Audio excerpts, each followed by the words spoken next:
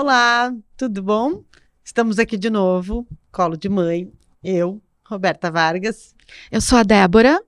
e a gente hoje recebe a Marta, a doutora Marta Rembe, neurologista, para a gente falar um pouquinho sobre todos os tratamentos, Marta, tá? Tudo que vocês indicam para cada criança atípica, do modo geral. O que está funcionando, o que não está funcionando, o que não se usa mais, porque a gente sabe que tem aquela tríplice que normalmente os médicos indicam, que é fono-TO e alguma intervenção comportamental.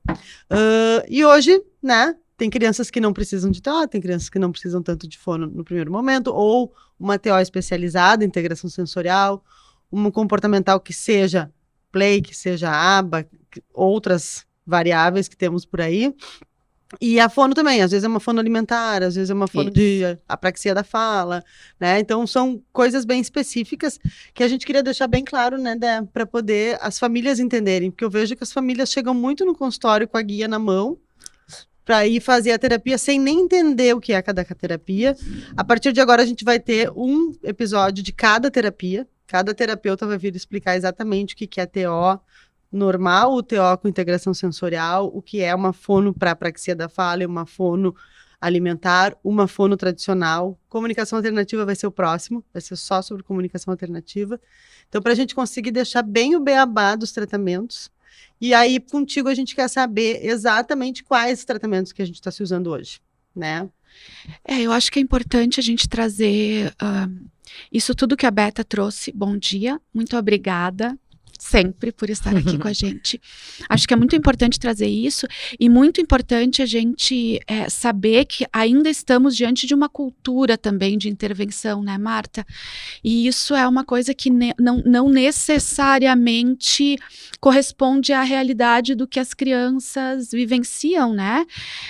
Eu sempre gosto de trazer esse exemplo, e é o exemplo do qual eu sou apropriada para falar, que é o do meu filho, que é um menino de 5 anos, que a primeira intervenção que ele fez, o primeiro lugar que ele botou os pés com o diagnóstico foi uma sala de fisioterapia, onde ele permanece até hoje. Então, assim, e ele não é usual, não está na tríade que a Berta acabou de trazer. Os sintomas dele eram outros, isso, né? Ele não é o primeiro lugar que uma mãe imagina levar um filho TEA, né? É o último. Então, é isso. Então, eu acho que tem todas essas questões, assim, sensório-motoras, de linguagem, ou não, de comunicação, ou não, sociais, ou não, porque a aba também, num primeiro momento, a aba Denver Play, você vai tratar questões muito comportamentais e sociais, e que por vezes, quando a criança é muito pequena, ela ainda nem apresenta, elas ainda estão muito ali, né? Acho que o play até vai desde a primeira infância, né? Porque brincar, né? Brincar o Denver também é a tônica da infância, né? E depois eu quero fazer uma pergunta sobre isso. Mas bom, ontem foi aniversário da Temple e agora eu tô com essa mania. É mania mesmo, não tem outro nome. Mas é ótimo. É uma mania ótima. Eu trago os meus livros favoritos, os livros que eu tô lendo no momento, e aí eu leio pequenos trechos deles, que eu imagino dentro da minha cabeça que tem a ver com a pauta que a gente vai discutir. Bom, lá pelas folhas tantas, a Tempo, num capítulo chamado Olhar para Além dos Rótulos, nos diz o seguinte: o pensamento que está preso a rótulos pode afetar o tratamento. Por exemplo, ouvi um médico comentar sobre uma criança com problemas gastrointestinais. Ah, ele tem autismo, esse é o problema. E depois não tratar o problema gastrointestinal. Isso é um absurdo. Só porque esses problemas são comuns em pessoas com autismo, não significa que não sejam tratáveis. Se você quer ajudar uma criança com problemas gastrointestinais, fale sobre a sua dieta e não sobre o seu autismo. Perfeito. Então, eu queria já abrir com isso. A gente precisa entender que antes de falarmos em intervenções específicas para uma patologia de base, a gente precisa olhar esta criança. Eu estou equivocada? É isso mesmo? Sim, uma criança com problemas gastrointestinais não vai se beneficiar de aba? nem de fono, nem de TO. Uma criança com problemas no ouvido de escuta, uma criança com problemas de visão. Então, assim, acho que a Temple traz isso muito durante todo este livro, especialmente, que é isso, assim, do sujeito ser visto, e que esta intervenção, seja ela medicamentosa, clínica, terapêutica, que ela seja vista para aquele momento do desenvolvimento, para aquele sujeito, para aquelas necessidades. Então, a receita de bolo existe. Ela pode funcionar para a grande maioria das pessoas? Pode, mas vai variar. Intensidade, vai variar conforme... Então, assim, eu queria ouvir um pouco isso, queria que você nos explicasse um pouco isso para quem está em casa e recebeu um laudo, assim, foi até o psiquiatra, foi até o médico da UBS, foi até o CAPS. Até o neuro. Foi até o neuro, e o neuro disse, sem colocar horas, sem colocar, né, fono, TO e psico. Por que isso? O que é que ainda está tão arraigado que faz com que a gente não consiga enxergar o um para um? Principalmente quando a gente está falando de sistema público de saúde. Eu sei que a resposta fácil é não temos corpo para isso e não temos investimento. Mas me parece, eu vou me repetir aqui, que tem uma questão cultural também. Estarmos muito presos ainda a determinados movimentos de intervenção. Obrigada, Marta. Gurias, obrigada, sempre um prazer. Acho que esse assunto é super importante e as considerações colocadas até aqui são super pertinentes, porque normalmente é assim mesmo, né? Quando a pessoa não tem acesso, o paciente não tem acesso a pessoas que trabalham quase que exclusivamente ou muito com transtornos do espectro autismo, normalmente o retorno é uma receita de bolo. Então, se tu procura no sistema público de saúde, ou até, às vezes, médicos de planos de saúde não tão especializados, eles sabem que a maioria dos autistas precisam de TO, fono e psico. E aí eles... não. E aí, assim, a maioria dos autistas precisam de TO, fono e psico, entre outras coisas. Mas o timing para essas intervenções é diferente em cada criança. Exatamente. Não adianta tu pegar um bebê de 1 ano e querer começar uma intervenção ABA se ele está com um corpo completamente desregulado, se ele tem questões gastrointestinais, se ele tem questões auditivas, se ele tem umas amígdalas e umas adenoides tão grandes que ele não consegue nem dormir porque ele ronca, ele baba e não sei o quê. Então, assim... Cada caso é um caso. E isso na medicina, quando a gente faz faculdade de medicina, a gente aprende isso, né? A gente aprende pouco sobre autismo, agora deve ter mais, na minha época era pouco. Mas a gente aprende muito, assim, cada paciente é um paciente. Cada história é uma história. E isso se repete no autismo. Então, os dois grandes problemas hoje, no meu ponto de vista, em relação a diagnóstico, né, e início de intervenção, o primeiro é os diagnósticos leves que não são feitos, né, ou talvez em alguns lugares feitos exageradamente. Então é autismo, então é qualquer problema comportamental. Eu tenho recebido muito pacientes, tô vindo aqui porque meu filho é autista, diferente do que acontecia há 1 ano, meu filho é autista. Então eu olho assim, não é. Né? E eu acho que isso é um assunto bem legal, assim, que existem condições que são muito parecidas com um autismo bem leve. E são os diagnósticos diferenciais, como um TDAH, um TOD, ou uma criança com altas habilidades, né? Então, tem vindo muitas crianças cada vez mais com diagnósticos de autismo, de uma segunda opinião que eu não vejo como autistas. Mas, enfim. Então, a maioria das vezes é um diagnóstico dos leves não feitos, especialmente nos sistemas públicos de saúde. Esse é um problema que temos. E o outro é essa prescrição de sempre a mesma coisa. Né? Mas eu vejo essa prescrição da receita do bolo, não só no SUS. Eu vejo muito nos médicos particulares e nos médicos de plano de saúde. e que a gente vai lá, eu passei por muitos médicos até chegar em ti, né? Tu sabe disso, foi uma romaria, e até acertam, às vezes, o diagnóstico e a indicação, mas eles não entram nos pormenores, na especialização que o teu filho necessita Claro. dentro daquela fono. Para que é a tua fono? Para que é o teu TO? Né? Então, e hoje meio que virou uma moda, né? Receitou TO, já pede integração sensorial, e a gente não tem quantidade de TOs com integração sensorial para a demanda que vem. E não necessariamente todos precisam, né? Às vezes um TO tradicional resolve aquele caso. É que nem eu vejo muita mãe, eu preciso de fono com um prompt. Sim, isso não. E não é sempre, Não. não é sempre. Não é toda criança que vai deixar manipular no O que rosto. acontece, Beta, sendo bem franca, assim, Uhum. que acaba acontecendo algumas vezes, que a gente sabe, eu que tenho uma experiência bem grande, assim, eu sei que as fonos que já tiveram uma formação prompt são fonos que já trilham esse caminho mais difícil. Uhum. Então, eu fico muito mais segura que meu paciente, por mais que ele não tenha apraxia de fala, que ele seja atendido por uma pessoa que já trilhou, e eu não tenho como pedir isso num laudo. Não, Né? ela- Eu quero ela- uma fono que já trilhou um caminho, não. Eu quero uma fono que tenha X formação. Ela tem mais especializações.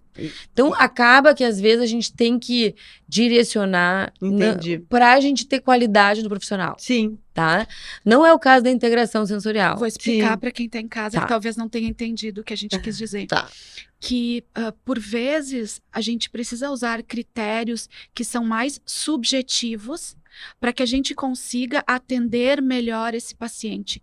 Então, normalmente, como são cursos mais longos, mais demorados e que exigem um manejo bem adequado, bem pontual de E são mexer, cursos caros, né? Não vai conseguir uma profissional muito barata. com esse curso. Possivelmente, aquela fono que tem prompt já tem mais manejo comportamental, já tem mais domínio de consultório, já tem uma série Experiência. de outras coisas. Então, a gente objetiva através do curso o que a gente quer subjetivamente dizer. E pras aí, mães. exatamente. E assim, por exemplo, o prompt, que é o caso aqui citado pela Beta, é um caso que é uma comorbidade muito comum a apraxia da fala com autismo. Uhum. Então, sim, as pessoas que têm formação em prompt, Consegue avaliar. invariavelmente têm muitos pacientes autistas. E é muito difícil avaliar A apraxia, isso, no Ela é consultório. muito difícil. Então, assim, isso é uma outra coisa que eu acho que vale a pena dizer aqui, né? Então, por exemplo, nesse caso que a gente tá falando, quando eu vejo um paciente e ele é bem sintomático, eu tenho certeza do diagnóstico na primeira consulta, não tem problema nenhum em falar isso. Às vezes os pais falam, eu vim aqui porque o outro médico me deu um diagnóstico na primeira consulta. Eu digo, às vezes, eu dou o diagnóstico da sala de espera. Uhum. Eu ouço a criança da sala de espera, eu sei que eu vou ver, né? Então, assim, aí sai do consultório com um laudo, porque a gente precisa agilizar o processo, né? Então, sai com um laudo. E aí eu não tenho certeza se aquele menino é apráxico. E nem a fono. A fono, às vezes, vai levar Não 2, tem. 3 meses para ter certeza de É alguma longa coisa. a avaliação. Então, o que tu faz? Tu acaba pedindo prompt, Uhum. porque sim. Agora, quando eu tenho certeza absoluta, por exemplo, quando eu tenho certeza absoluta que não é apráxico, vem uma criança bem comunicativa, a comunicação é fácil, apesar de ser inadequada, ou não forma frases, mas as palavras que soltam são palavras completamente entendíveis, né? Eu não vou pedir prompt. Tem uma boa pronúncia, né? Isso. O que eu vou fazer? Eu vou pedir uma fono com experiência em aba, por exemplo. Uhum. Ou com experiência... Porque Ou uma fono alimentar para uma seletividade E severa. no caso Então, eu acho assim, a primeira coisa, eu posso emendar aqui? Claro, claro. A primeira coisa que a gente tem que fazer é avaliar essa criança para ver as necessidades, né? A questão da físio que a Débora colocou é uma questão muito importante, porque por muito tempo não foi vista, porque, porque os pais, primeiro que a criança, o atraso motor normalmente não é o principal marco. Um motor grosso e uma coisa grosseira, né? Meu filho não caminhou quando tinha que caminhar. Caminhou, tá? Então, assim, outra coisa que os pais normalmente falam, a parte de socialização e comunicação tá boa, mas em compensação, o motor é ótimo. Isso é uma coisa que a gente ouve muito no consultório. Que eles têm a impressão, sim, porque a criança corre, porque a criança pula, então tá tudo bem. E a terceira coisa é que raramente um médico avalia detalhadamente o motor, tá? Então, só que o motor é a base de tudo. Não adianta a gente falar de comunicação se a gente não falar de motor. Não adianta a gente falar de alimentação se a gente não falar de motor. Não adianta a gente falar de contato visual se a gente não falar do motor. Uma criança que, entendeu? Então, assim, o motor é a base de tudo. Então, se tu não te sente como um profissional que está indicando terapias, se tu não te sente seguro para avaliar o motor daquela criança, peça uma avaliação. Tu não precisa prescrever a terapia, mas peça assim, gostaria de ter uma avaliação de físio. E aí, se prescreve fisioterapia se necessário. Mas eu acho que esta avaliação, por exemplo, do motor grosso, ela deve ser feita em 90% dos pacientes. Porque Sabe que eu tive uma conversa na clínica do Theo. Tu sabe que a gente teve toda essa questão da físio agora há pouco.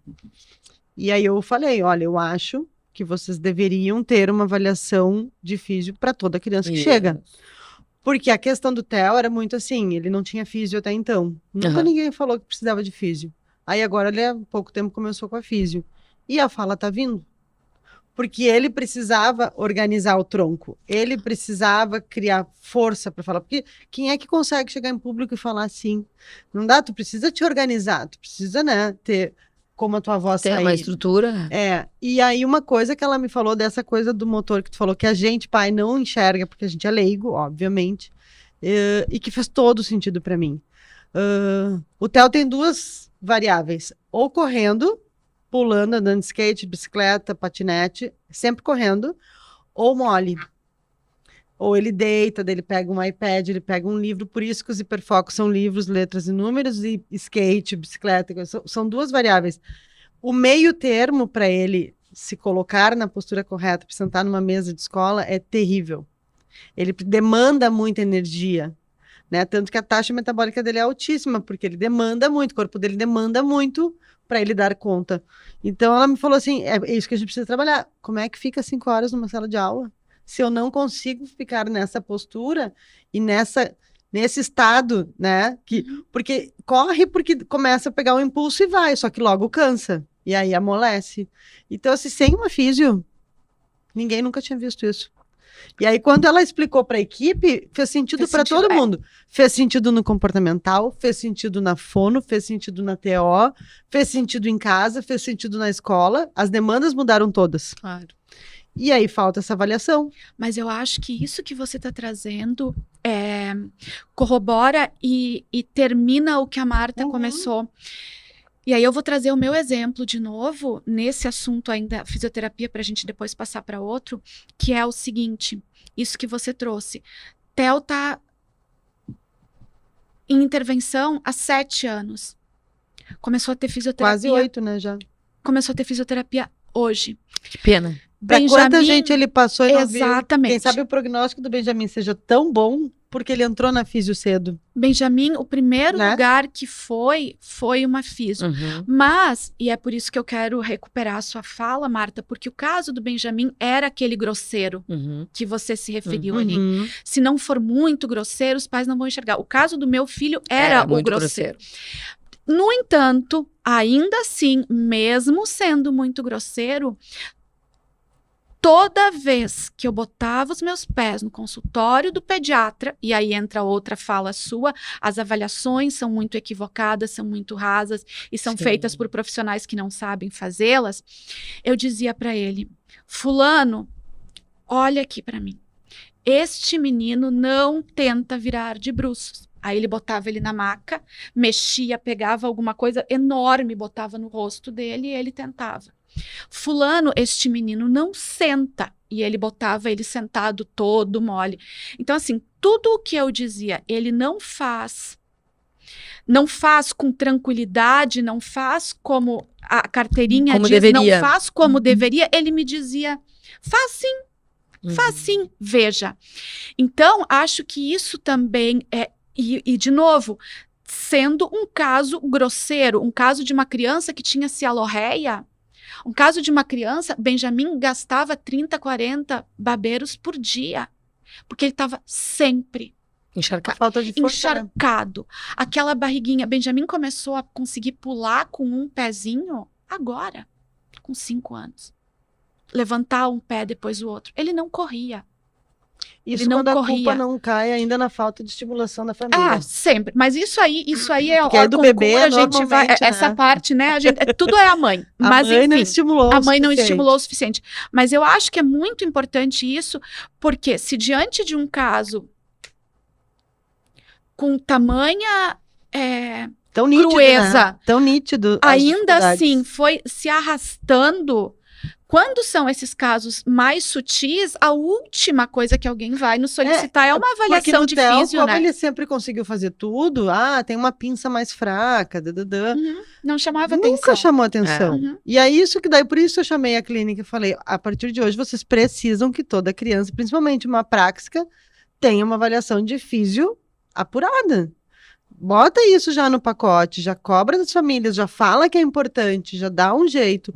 Porque senão, gente, olha, são 8 anos de tratamento, não que perdido, mas que poderia ter sido melhor aproveitado, né? A gente está também cada vez mais entendendo, conhecendo, né? Então, acho que tem que...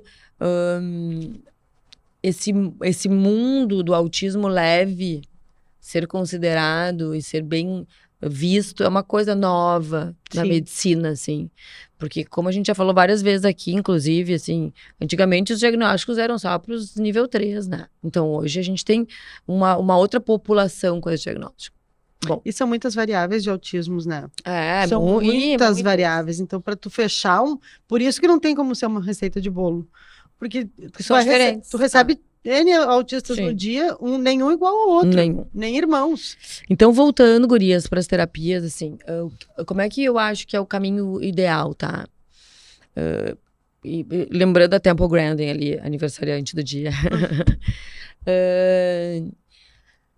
Quando a gente recebe um paciente, na primeira avaliação, a gente precisa entender primeiro, assim, essa criança tem dificuldade para dormir. Essa criança tem dificuldade para comer. Uhum. Essa criança tem dificuldade para fazer xixi e para evacuar. Então, tu precisa entender um pouco o funcionamento do corpo, antes de pensar em comportamento. E aí, se tem, a gente tem que começar por isso. A gente tem que começar pelas bases. Tem que começar, ela ronca, ela baba, tem que passar pelo otorrino. Ela não ouve, ela chama, tem que fazer uma audiometria. Então, a gente precisa dar uma limpada no caminho. Uma limpada no campinho para poder, enfim, ver o que sobrou. Então, tirando os fatores, isso, reavaliamos essa criança. E aí a gente vê que, sim, ela precisa disso. Então, eu acho que essa coisa inicial, mais invasiva na criança, ela acaba sendo muito importante, porque a gente consegue... especialmente, obviamente, nos mais graves, né? Mas a gente consegue limpar esse campinho. Uhum. Então, investigar se existem descargas cerebrais anormais, que são muito comuns e afetam o comportamento, afetam a postura, podem afetar, né, o tônus. Então, a gente precisa fazer um geral, assim. E eu costumo fazer isso na primeira consulta. E aí... só, desculpa, mas para quem está em casa, investigar descargas cerebrais é fazer eletro. Um eletroencefalograma. Um eletro, tá? Tu sabe que até essa parte do eletro, do Bera, eu acho que os médicos até pedem, até tem um padrão. A parte intestinal, eles dão uma bela de uma ignorada. O sono e a alimentação também. E eu vejo muito das famílias, que aí é uma ignorância no modo geral, né? Parece muito pra gente, né, amiga? Eu tô fazendo os exames para ver se ele tem autismo. Não tem exame para autismo. Não tem nenhum exame que tu faça de sangue, de imagem, que apareça o autismo. Tu tá eliminando doenças e comorbidades para poder ver se essa criança tem dor, não tem dor, se ela escuta, se ela tá hábil em todos os seus sentidos. E tu falou um ponto que eu não posso esquecer de falar, assim, cada vez mais chega no consultório, pessoas falam assim, ele fez um psicodiagnóstico e veio o diagnóstico de autismo. Olha só, gente, o diagnóstico de autismo não é através de testes. Não. Tá? Não existe questionário que dê o diagnóstico de autismo, é risco de autismo. Não, doutora, olha só, ele passou aí contigo, tu disse que ele não tinha autismo, mas ele foi fazer um psicodiagnóstico e disse que ele tem autismo. Não, é risco. E o médico é que vai fechar o diagnóstico. E o médico é que vai fechar o diagnóstico. Não tem então, psicólogo, assim, clínica, mas professor. ela aplicou tal escala e deu que tem risco de. Ele pode estar com sérios déficits. no Isso, desenvolvimento. um risco, e pode aí ser uma vamos coisa- avaliar. E as escalas de TDAH, autismo, altas habilidades, transtorno opositor Se desafeto são confundem. muito parecidas, com muitas pontuações que se fecham. Então, mas a gente tá fugindo do tema. Não, eu acho que tá dentro do tema. importantíssimo. Tá. Porque a gente Importantíssimo. recebe muito isso. Eu fiz os exames, deu tudo bem. Isso. Então ele não tem autismo. Não, uma coisa não tem nada a ver com a Isso. outra. Ele não tem epilepsia, mas ele pode ter autismo. Uhum. Ele não tem. Não, Não, e tem a outra problema de coisa, audição. ter descargas elétricas anormais no eletroencefalograma, primeiro, tem que ver a qualidade desse exame. Sim. Eu preciso ver o traçado desse exame. Eu não vou atrás do laudo, eu preciso ver o traçado. Tem descargas não significa que tem epilepsia, muito menos que tem autismo. Uhum. Tem muitas pessoas, se a gente pegar a população geral, sei lá, até 30% da população pode ter descargas elétricas anormais e não ser epilético. Então, não é necessariamente isso, mas obviamente que a gente considera muito mais quando a criança está com dificuldade de comunicação, ou disso, daquilo, né? Até porque o sono no exame não é o mesmo sono que a criança tem em casa, né? É um sono induzido, que Isso, tá dentro do momento isso. de estresse. A não ser que tu faça a coleta de exame em casa na criança dormindo, né? Isso. E outra coisa que eu acho que é importante para a gente referir aqui, se ele não é conclusivo, se ele é um apontamento de risco, quando a família deve procurar um psicodiagnóstico, Marta? Quando a dúvida do médico, por solicitação médica, não deve ser algo proativo da família. Olha, o médico falou tal coisa, eu estou em dúvida. Eu mesma vou atrás de um psicólogo para que ele aplique as escalas. Depende de qual psicólogo ainda. E não, aí tem todas essas questões, mas eu quero deixar isso claro. Por quê? Porque a gente sabe que a gente está falando de um processo muito caro, tá? Muito caro. Muito caro. Então, eu acho que é importante a gente dar sempre nomes, né, ao que a gente está falando e para que a gente possa ser o mais democrático possível aqui. Não tem no A gente SUS, está né, falando. psicodiagnóstico? Não, Não tem, né? Não, Não. acho que não. não tem. Não completo, né? Talvez Não. tenha VISC, assim. tu Isso, consegue fazer VISC, VISC. um roxo, Alguém alguma uma coisa assim. formação. Isso. Então, assim, e a gente está diante, de novo, da questão cultural, atualmente, de uma moda de psicodiagnóstico, Isso, né? isso. Então, a gente está falando de um processo caro, na moda, com muitos profissionais E que aplicando. não dá diagnóstico. E que não dá é o diagnóstico. próprio Eu- diagnóstico. Não, eu Tá, não peço psicodiagnóstico para autismo. tá. O meu diagnóstico é 100% clínico. Eu peço psicodiagnóstico quando eu tenho dúvidas de outras coisas, entre elas Quando de se altas mesclam. habilidades ou Tá. de deficiência intelectual.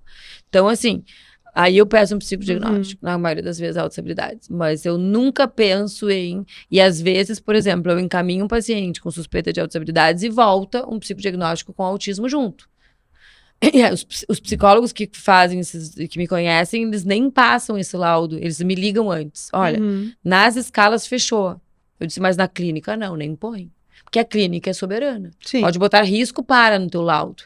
Mas assim, tu não pode ir através de um psicodiagnóstico dar um diagnóstico de autismo.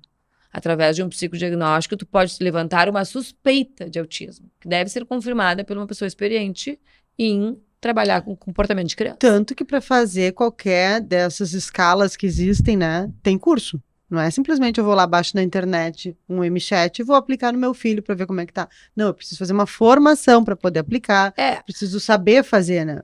E Cada aí- vez mais as pessoas conseguem acesso a essas coisas e fazem um checklist elas mesmas, assim. Mas E aí até onde aquela pessoa avaliou realmente a criança, né? Quão fidedigno foi a resposta naquele momento. Porque a criança também, durante o diagnóstico, ela não é a criança que a gente tem em casa, né? eu atendi uma família ontem de Tubarão, que eles vieram com um psicodiagnóstico, Uhum. porque foram para um lugar, a gente chegou num lugar, uma pessoa levou nosso filho para uma sala, a outra nos levou para uma outra sala, a gente ficou uma hora preenchendo o questionário, e quando desceu de lá, falaram, teu filho é autista. Mas que absurdo. E assim, um absurdo, entendeu? Um absurdo! Um absurdo. E eu falei, não é assim que funciona, né? Então, Mas que tem que horror. tomar cuidado disso. Mas vamos lá para as terapias, gurias. Então, assim, eu acho que a gente tem que passar por esse screening básico de exames. sim. Elimina todas as possibilidades. Assim, claro que cada caso é um caso, né? Se não tem queixa nenhuma, não tem porque tu investigar. Até porque muito do comportamental, às vezes, é dor. Nós sempre falamos nisso, né? Uma criança com Muito. dor, ela tem um comportamento inadequado sempre. A gente com dor. Vai ter uma dor de dente, uma dor de ouvido, se tu não vai ficar totalmente fora de si. Tem horas que a gente tem vontade de enfiar uma faca onde tá doendo, né? E totalmente sem noção. Daí tu avalia o paciente, né, no consultório e vê as coisas que são muito óbvias e as coisas que não são tão óbvias. Então, hoje em dia, cada vez mais eu peço uma avaliação de fisioterapia, porque eu vejo que às vezes parece tudo bem, mas não tá tudo bem. E que como a fisio pode melhorar tantas funções, vale a pena fazer uma avaliação. A integração sensorial que tu colocou, né, Beata? Assim, a maioria das crianças tem alguma questão sensorial. Sempre tem, né? Então, a integração sensorial, ela quase que... Ela é um upgrade. Talvez seja, ela vai estar prescrito. Ela vai tá? estar, porque ela integra toda a questão sensorial da criança. Isso. Por isso que é a integração sensorial. Diferente de fono. Que tem pontuais. O próprio comportamental, eu acho que cada criança é um caso, né? Tem criança que tem perfil para play, tem criança que tem perfil para Denver. Por exemplo, quando eu comecei o aba do Theo, eu comecei com 2 anos. E naquele momento ele precisava de um aba clássico. Ele estava muito desorganizado, ele precisava do foco na mesinha. Porém, foi muito tempo de mesinha, tá? E aí eu falando, vamos fazer mais naturalista, porque depois que ele centrou, não precisava mais ficar tão focado. E aí entra, eu acho, que é o que falta, o conhecimento das famílias, né? Hoje tem vários cursos, hoje tem acesso a livros, a médicos que fazem lives e vídeos e explicam incansavelmente sobre cada terapia, e ainda assim as famílias não sabem aonde estão levando seus filhos. Elas chegam na sala da terapia, eu canso de ver, gente, vai com a prof. Não, ele não tá na escola, ele tá numa TO, ele tá numa psicóloga, ele está numa fono, chega a ser ofensivo com o profissional que está ali recebendo, né? E quanto mais a gente estuda, mais a gente cobra em casa dos nossos filhos, mais cobra da equipe. E também tem muitos cursos ruins, né? A gente sabe disso, né? Hoje brotou. O que a gente tem visto muito, Marta, em relação a terapias, tá? A gente sabe que o autismo virou um grande comércio. Muita gente ganhando muito dinheiro. Claro, tem clínicas crescendo organicamente, porque precisa, é muita criança, é muita gente com diagnóstico, tem que estar procurando profissional o tempo todo e crescendo. Isso é uma coisa. Outra coisa eu nem tenho a formação direito e estou botando criança para dentro do consultório. E a gente tem visto muitas terapias inadequadas sendo encaminhadas para crianças, assim, ó, principalmente questão de fisioterapia, né? Porque dá dinheiro. Então, assim, tem médico que indica porque é amigo da pessoa que faz a intervenção e porque dá dinheiro. E aí tem muitos casos que chegam a gente de crianças que tiveram burnout, que tiveram prejuízos altíssimos, né? É que como eu sei que tu é muito consciente no que tu manda, não chega a ti. Mas não, eu tenho pacientes que tiveram estresse pós-traumático. Isso. De muita terapia. Muita terapia. Isso. Principalmente essas invasivas, né? Sim. Que são mais invasivas. Porque uma comportamental não é tão invasiva, mas... Mais ou menos. Mais ou menos. Pode ser. Se eu botar uma criança o dia inteiro numa mesa, ela vai ser invasiva. Tem crianças que tem. Então, eu acho que tem que tomar muito cuidado. E a gente tem que respeitar o timing de cada criança. Tem criança que suporta e que responde super bem a muitas horas de intervenção. Tem crianças que não. Então, isso eu digo para as famílias, quando a gente faz o laudo, assim. Nesse momento, isso me parece o perfeito. Isso não significa que vá ser assim. A gente escreve no laudo, inclusive. Porque talvez a criança não aguente essa carga horária. E claro que a gente tem uma certa pressa, porque tem as questões de plasticidade cerebral, poda neural, então a gente tem uma certa pressa, né? Mas assim, não adianta a gente ter pressa e a criança não conseguir responder e se estressar mais e responder menos ainda. Então a gente vai ter que ver cada criança. Sim. Ao mesmo tempo que cada criança vai ter uma prescrição diferente, cada criança vai ter uma carga horária diferente. E não só dependendo do que eu avalio que seja o ideal, mas do que essa criança consegue me dar de retorno. Porque às vezes eles ficam estressados, às vezes uma criança que não dorme bem, que não come bem, ela não aguenta tanta terapia. Sim. E porque às vezes também, e isso é importante, eu acho, o que a criança pode oferecer fica muito aquém do desejo dos pais, né? É a expectativa. Então, isso eu acho que é muito importante, né, Marta? Trazer isso, assim. O profissional que tá ali para avaliar o real potencial daquela criança naquele momento. Então, assim, não adianta o profissional ir ao encontro da expectativa dos pais e prescrever 30 horas de intervenção semanal, se aquela criança Não dá está conta. claramente te dizendo que mais de 5 horas ela não vai tolerar. Se na própria consulta de 45 minutos, 1 hora, ela já está no... Então, assim, eu acho que isso também é muito importante, né? Até por conta dessas informações todas que os próprios médicos nos trazem, de janela de aprendizagem, de poda neural, de neuroplasticidade, a gente fica com uma carga em cima da gente, Com de uma pressa, fazer né? com que eles rendam. Mas, por vezes, eles não vão render.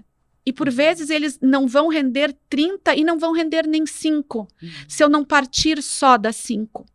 Então, acho que, de novo, eu acho que a gente vai terminar esse programa como a gente começou. Não existe algo que sirva para todo mundo. Não existe nem a melhor intervenção, nem o melhor terapeuta, nem a melhor intenção familiar. E o tempo. Né? Tem crianças, por exemplo, que não estão prontas para uma intervenção comportamental ainda. Que não adianta. Assim como tem crianças que não estão prontas para a escola, entendeu?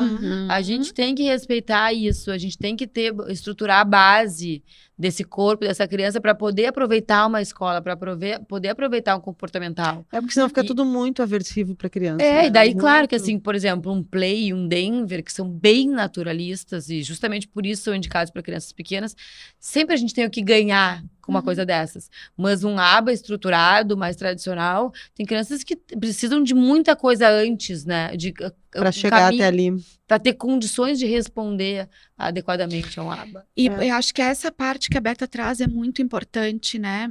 E essa questão de se tornar aversivo e que o profissional que acompanha a criança tem um dever com a criança, não com os pais, né? Isso. Que o profissional médico possa... também, né? Isso, o profissional médico gente sempre fala. possa dizer... Eu sempre falo para as mães, Você está ele é médico prejudicando. do teu filho. Isso. Essa fono é do teu filho. Você está prejudicando nem sempre a tu vai gostar de ouvir intervenção, o que Tem ela o colo tem de pra falar. mãe, para Isso. ter o apoio para os pais, né? Isso. É porque eu- nem sempre a mãe vai ouvir o que ela quer. Exato. Nem E aí eu sempre. acho complicado. E a gente tem que entender, essa pessoa está me falando o que é melhor para o meu filho. Se eu consigo fazer esse melhor para o meu filho, é outra história. Uhum. Eu consigo montar na minha rotina todas essas horas de terapia, eu consigo financeiramente colocar na minha vida. Isso é uma coisa que tu sai do consultório, tu viu o melhor para ele, é isso, e eu vou ponderar com a minha família, dentro da minha rotina, realidade, da minha né? realidade, vou ver o que dá para fazer. Uhum. Ok, o médico também não vai brigar contigo se tu não conseguir fazer, tá tudo bem, mas a função do médico é te dar o melhor. O melhor para essa criança é isso. O melhor para essa criança é ter uma nutri acompanhando. Eu não posso pagar. Ok, vamos então tentar outra situação. Isso, exatamente. Mas até porque não tem. A gente prescreve o que é o melhor. ideal naquele momento, que Sim. também não significa que vai ser o ideal um pouco tempo depois. Mas, e daí, claro que a gente tem que ir à luta do que vai ser viável fazer ou não. A gente prescreve o ideal. E às vezes a gente erra na questão de horas, por exemplo. Uhum. Prescreve mais, mas a gente sempre fala, olha, isso seria bom se desse, mas talvez ele não consiga nos dar. Isso. Mas o que normalmente a gente faz com a clínica é, por exemplo, tu me dá ali 20 horas de aba para começar. Que é o padrão, né? Vamos começar com 20 horas. Eu não vou começar na primeira semana com 20 horas, eu vou começar com 1 hora por dia. E não é vai bem o numa padrão. Eu tenho muitas crescente, crianças que com fazem bem menos. menos. Vai numa crescente, sentiu se a criança aceitou, não. Eu acho que a criança tem que ser respeitada também dentro Isso. da sua... Claro. O meu do ponto seu- desde o início... do que ela dá conta. Exatamente. E ela tem que estar feliz também, né, gente? Porque Isso, porque uma criança que não está feliz não vai não render. vai render. E isso eu acho que é uma coisa importante que pra gente trazer, assim, pra gente finalizar. E eu comecei trazendo esse assunto do quão aversivo pode se tornar e do quanto a gente tem que recuar como família em prol do desenvolvimento e da alegria e da felicidade, do desenvolvimento emocional, principalmente dessa criança. O meu filho rende muito na mesa. E ele faz mesa há 3 anos, né? E rende muito e brinca. E se diverte, conta história, e imita dinossauro e faz uma série de coisas. Mas agora ele está entrando num processo escolar que precisa ser generalizado. Antes era o contrário. Uhum. Era a clínica que mandava a generalização para a escola. Agora é a escola que está mandando a generalização para a clínica. Sim. E ontem eu só ouvi ele conversando com a T. enquanto eu trabalhava, eu só ouvia ele dizendo, porque ele estava fazendo uma atividade que ele gosta muito. E ele já entendeu que depois do que ele gosta muito, vem letras. E ele já disse, antes dela começar, porque eu ouvi, ele disse, eu sei, agora a gente vai ter que estudar letras, e eu detesto letras. O meu já só brinca com letras. E eu letras. detesto letras. Então, assim, a gente vai ter que falar sobre isso em supervisão, antes que isso se torne aversivo. Agora imagina que difícil, eu detesto letras, eu fico 5 horas numa escola isso, só falando amor, de letras. mas é isso, porque eu estou diante de um momento nevrálgico. Ele precisa ir para a alfabetização. Se ele está me comunicando que ele detesta letras, alguma coisa não está funcionando, alguma coisa precisa ser revista. Ou a escola não está entregando o prazer, né, do ensino formal das letras, ou a AT não está trabalhando. Se tornou aversiva. Exato. Então, o que eu quero dizer é assim, neste momento, não adianta eu querer que ele aprenda as letras. Ele não vai aprender letras. Foi o que aconteceu com o Theo, com o aplicativo de comunicação. Isso eu acho que é muito importante. Forçou, e ele ficou aversivo. E ele ficou 1 ano sem encostar no iPad. E aí eu perdi toda a comunicação. Então tipo, tem a time, é que a Marta falou em time. Isso. É sentir o tempo da criança, é respeitar o espaço da criança. Porque no momento em que tu forçou, tu perdeu. E eu acho que pra gente encerrar aqui, eu acho que é importante que o recado de hoje seja esse, então, né? Do lado do profissional e também trazendo a responsabilidade para a família. A intervenção precisa ser vista entre equipe, regida por um maestro que preferencialmente seja o médico, com finalidade de paciente. O que a família deseja, o que a família acha mais importante, o que a família quer que se desenvolva primeiro. Eu quero que meu filho fale, eu quero que meu filho fale, eu quero que meu filho fale. Não vai resolver, a criança não vai falar pelo seu desejo. A gente precisa que eles comuniquem. Isso, e que eles eles estejam prontos, né? Prontos, que eles tenham essa prontidão de corpo. A comunicação eu acho, ouvido, eu acho, assim, pra finalizar mesmo, assim, que a gente tá perdendo, tá acabando o tempo, mas eu acho que se tem que ficar um recado, eu acho que é esse, e que a gente tem que olhar o paciente como um todo, não só como um autista, tá? Então a gente tem que considerar todas as outras questões clínicas, que numa criança, especialmente não verbal, elas podem ser muito incapacitantes, por eles não conseguirem dizer que tá com dor. Ou porque não então, comunica, assim, né? respeitar aquela criança como um todo, e não como um autista. Isso. E não colocar tudo culpa no autismo, né? Porque isso é o que a Tempo acabou de nos contar, mas eu vejo aqui, isso né? muito das famílias também. Isso, as famílias. Ele não faz isso porque ele é autista. Não, mas vamos deixar, né, presumir competência. A gente tem que presumir que ele consegue. Claro que dentro do tempo dele, dando todo o aparato, mas uma criança típica, a gente vai mostrar 2, 3 vezes que isso aqui é uma xícara de café, ela vai entender. Os nossos a gente vai repetir 100 vezes. Mas em algum momento ele vai entender que isso aqui é uma xícara de café, que é quente, que queima. Só tem que repetir mais vezes e tem que respeitar a criança e ir indo, né? Gente, obrigada. Obrigada, Marta. Obrigada, meninas. A gente volta semana que vem. Com comunicação alternativa. Com comunicação alternativa. E para quem quiser, sempre importantíssimo ler. Uma autista grave, severa, não verbal, até boa parte da vida, até deixar de ser. E esse livro aqui também é lindo. Esse é lindo. Sobre uma adolescente inglesa, ganhou um prêmio importante agora. A gente volta semana que vem. Nos sigam nas redes sociais, antes que eu esqueça, como sempre. Ativa o sininho. Ativa o sininho. Beijo, gente. Obrigada. Beijo, obrigada.